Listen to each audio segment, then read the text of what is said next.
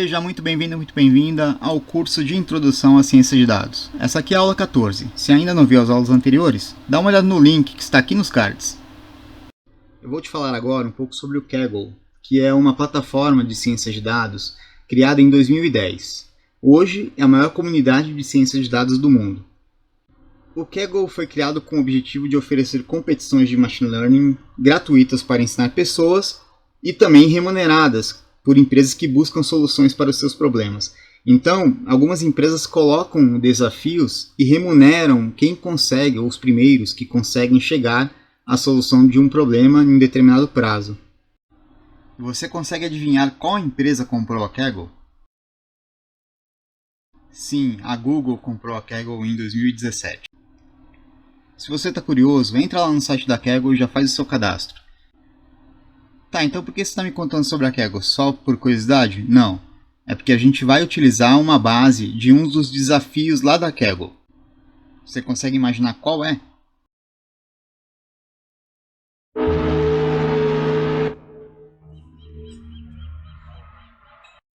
Sim, utilizaremos os dados do desafio do Titanic. O desafio do Titanic é o melhor e primeiro desafio para você mergulhar nas competições de Machine Learning e se familiarizar com o funcionamento da plataforma Kaggle. O objetivo desse desafio é usar o Machine Learning, o aprendizado de máquina, para criar um modelo que prevê quais passageiros sobreviveram ao naufrágio do Titanic. A métrica da pontuação lá no desafio é a porcentagem de passageiros que você prevê corretamente, conhecida também como precisão do modelo. O que o Kaggle fez? Pegou a lista de todos os passageiros do Titanic com todos os dados e separou em 3 partes. 2 dessas partes ele disponibiliza para a gente para fazer o desafio. E a terceira parte está lá na base do Kaggle para fazer a sua pontuação. Para começar o nosso projeto, vamos iniciar pela fase de entendimento de negócio. E para isso eu vou contar para vocês um pouquinho da história do Titanic. O naufrágio do Titanic é um dos mais infames naufrágios da história. Em 15 de abril de 1912, durante sua viagem inaugural, o Titanic afundou depois de colidir com um iceberg, matando 1.502 dos 2.224 passageiros e tripulantes a bordo. Essa tragédia sensacional chocou a comunidade internacional e levou à criação de melhores normas de segurança para os navios. Uma das razões pelas quais o naufrágio causou tantas perdas de vida foi que não havia bote salva-vidas suficiente para todo mundo. Embora houvesse algum elemento de sorte envolvido na sobrevivência do naufrágio, alguns grupos de pessoas tinham maior probabilidade de sobreviver do que outros, como mulheres, crianças e a classe alta do navio. Então vamos fazer a fase de entendimento do negócio do nosso projeto. Nessa fase, precisamos entender os objetivos e requisitos do projeto de uma perspectiva de negócios e em seguida converter esse conhecimento em uma definição de problema de análise de dados e um plano preliminar projetado para atingir esses objetivos. O nosso objetivo vai ser prever quais passageiros sobreviveram ao naufrágio do Titanic. O requisito para esse projeto são 2 arquivos contendo informações sobre os passageiros e para cada passageiro nós temos que informar se o mesmo sobreviveu ou morreu, valor 1 ou 0. Para ficar mais fácil, nós temos um pequeno roteiro para seguir. Então nós vamos seguir esse roteiro para montar a nossa fase de entendimento do negócio. Eu vou deixar esse texto aqui na descrição do vídeo para que vocês copiem, porque nós vamos fazer tudo isso lá no notebook. Então indo para a tela inicial do seu Jupyter, nós vamos reutilizar esse notebook que criamos lá no começo do curso. Se você não criou, não tem problema, pode criar um arquivo notebook novo e começar a partir daí. Vamos transformar essa célula numa célula Markdown para começar a editar. E aí nós vamos copiar esse conteúdo que está aqui na descrição do vídeo. Ficou um texto sem formatação, mas nós vamos aplicar a formatação agora. Então a primeira coisa que nós vamos fazer é colocar um título aqui de entendimento do negócio. E aí, para definir títulos no Jupyter, nós vamos utilizar a tralha, ou gradinha. Quanto mais tralhas você colocar, menor fica o cabeçalho. Então, nós vamos iniciar esse primeiro com uma tralha. O segundo, vamos colocar 2 tralhas. Só que aqui nós vamos fazer também a marcação de lista. Então, para isso, nós vamos utilizar o número e um ponto. No terceiro nível, nós vamos colocar 3 tralhas e a letra A. Com toda a formatação completa, o seu documento vai ficar desta maneira. Executando essa célula, nós temos esse resultado. Vamos voltar para a edição e então começar a descrever nosso entendimento do negócio.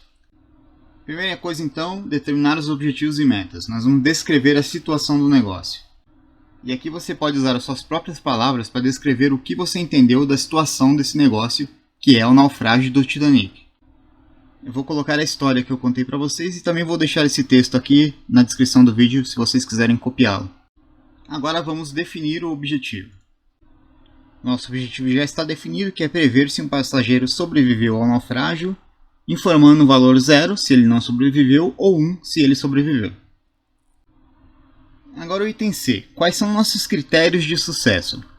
Lembra que o sucesso é definido pela quantidade de passageiros que você acerta o resultado?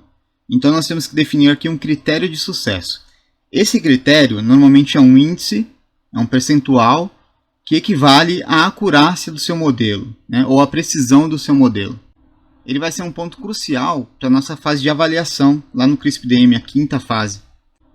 É com esse número que a gente determina se o nosso modelo está bom para ir para a fase de implementação ou não. Aqui não adianta chegar a 100%. Né? Nós nunca teremos 100% de sucesso no modelo. Se um modelo preditivo atinge 100%, tem alguma coisa errada. Normalmente não é para acontecer isso.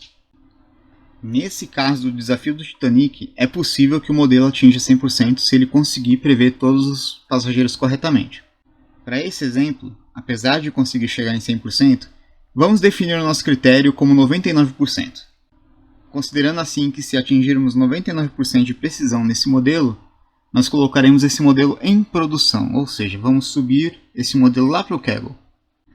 Próxima fase, avaliar a situação. Primeiro ponto, inventariar os recursos. Para esse desafio, nós teremos 2 arquivos, um chamado train.csv e o outro chamado test.csv. É um arquivo de treinamento e um arquivo de testes. Eu vou explicar mais sobre esses arquivos na fase de entendimento dos dados. Por hora, vamos só descrevê-los. Agora nós temos que determinar os requisitos, as suposições e restrições, se houverem. Quanto ao requisito, basicamente já colocamos ele dentro do nosso objetivo, que é informar para cada passageiro um valor 1 se ele sobreviveu ou 0 se ele não sobreviveu.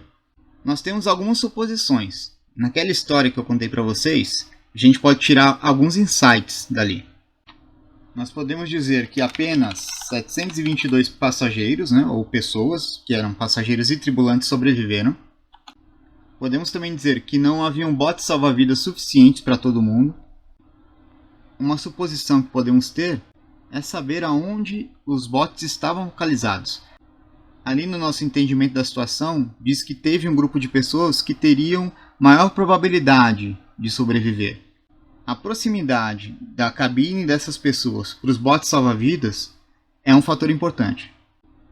Um outro ponto que também está na situação é que mulheres, crianças e o pessoal que estava na classe alta do navio tiveram maior probabilidade de sobrevivência. E não temos nenhuma restrição para esse projeto. Próxima fase, planejar os riscos e contingências. Para esse projeto nós não temos nada de risco e contingência. Mas você imagina num projeto real, onde você precisa ter uma informação e essa informação não está disponível para você. Esse é um risco.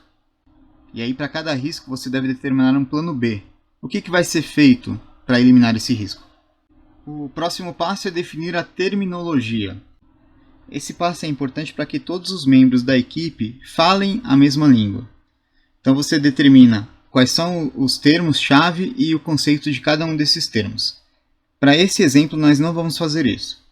O próximo passo é analisar o custo-benefício. Então, a partir de toda a análise da situação, da identificação dos riscos, dos seus objetivos, você vai determinar se vale a pena colocar esse modelo na rua ou não. No nosso caso, nós não vamos fazer essa fase também, porque estamos num modelo de aprendizado. E agora o próximo passo é produzir o plano do projeto. Nós vamos escrever esse plano, revisar algumas perguntas-chave e avaliar as ferramentas e técnicas que vamos utilizar. O nosso plano vai ser uma lista de ações que vamos executar. A primeira é compreender os conjuntos de dados, os arquivos train.csv e test.csv. Depois vamos prepará-los para a execução dos modelos. Em seguida, escolher um conjunto de modelos para processar os dados. Isso é feito a partir de uma análise que a gente faz nos dados. O passo 4 é avaliar o desempenho dos modelos escolhidos, escolher um para colocar em produção e depois implementar o modelo escolhido. Essa fase de produção da implementação do modelo vai ser colocar o nosso modelo lá no Kaggle para ele ser executado. O próximo passo é revisar as perguntas-chave. Nós temos algumas perguntas que têm que ser feitas para saber se o seu plano de projeto está pronto. Nesse caso aqui nós não vamos fazer, porque é só um modelo de exemplo de aprendizado. Mas se fosse um projeto real, alguns exemplos de perguntas-chave seria: você discutiu as tarefas do projeto e o plano proposto com todos os envolvidos? As estimativas de tempo foram incluídas em todas as fases ou tarefas? Você incluiu o esforço ou os recursos necessários para implementar os resultados para a solução de negócio? Os pontos de decisão e as solicitações de revisão estão destacadas nesse plano?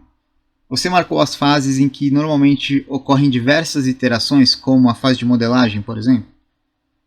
Esses são alguns exemplos de perguntas. E o último passo é a avaliação de ferramentas e técnicas. Nesse passo, depois de todo o plano que você propôs, você vai identificar as ferramentas e as técnicas necessárias para a execução desse plano. No nosso caso, vamos utilizar o Python Notebook, Python e modelagem preditiva. Esse seria um passo a passo dessa fase de entendimento do negócio. Mas não existe maneira correta. A maneira correta de se fazer é que se adequa ao seu negócio, ao seu projeto. O que você tem que ter em mente é que algumas perguntas têm que ser respondidas. Por exemplo, na perspectiva do negócio, o que seu negócio espera alcançar com esse projeto? Você tem acesso a todos os dados necessários? Você e sua equipe já discutiram os riscos e as contingências? Na perspectiva dos dados, você tem alguma ideia de qual técnica de modelo preditivo vai ser melhor para obter os melhores resultados? Especificamente, como a modelagem preditiva vai ajudá-lo a atingir as metas de negócio? Essa parte é importante, porque você faz um modelo e depois você precisa de alguma forma prática de usar esse modelo no seu negócio. Não adianta nada você chegar aqui, treina a base, consegue um modelo com uma acurácia alta e depois vai fazer o que com esse modelo? Ele tem que servir em alguma ação de negócio. Um exemplo, você vai fazer um modelo para identificar se uma transação pode ser uma fraude ou não. Esse modelo ele tem que estar vinculado ou ligado à transação de negócio, para que no momento que a transação seja feita, esse modelo seja acionado, passados os parâmetros corretos e eu retorne com o resultado para tentar identificar se essa transação é fraude e conseguir bloqueá-la a tempo. Bem, com isso encerramos a fase de entendimento de negócio. Se você tiver alguma dúvida sobre essa fase, deixe aqui nos comentários que eu te respondo. Te vejo na próxima aula. Até lá!